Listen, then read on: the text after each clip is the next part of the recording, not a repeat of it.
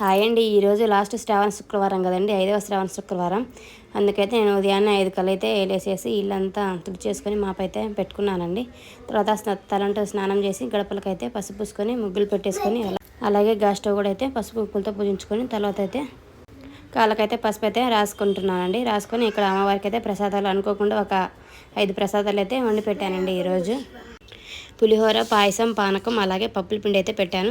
అలాగే ఇంకొక రకం అయితే ఫ్రూట్స్ అయితే పెట్టానండి. మొత్తం 5 రకాలు అయితే సమర్పించాను. అసలు నా పెళ్ళి అవ్వకముందు అసలు పండగకు దండం పెట్టుకునే నేను పెళ్ళయ్యాక అసలు చాలా మార్పులు అయితే వస్తాయండి. ఎవరైనా పెళ్ళైనాక చాలా మార్పులు అయితే తెచ్చుకోవాలి. ఈరోజు అయితే 5వ శుక్రవారం చాలా ప్రశాంతంగా అయితే పూజ అయితే చేసుకున్నానండి. అమ్మవారి కటాక్షం అందరిపై ఉండాలని మనస్ఫూర్తిగా కోరుకుంటూ ఓం శ్రీ మాద్రే నమః.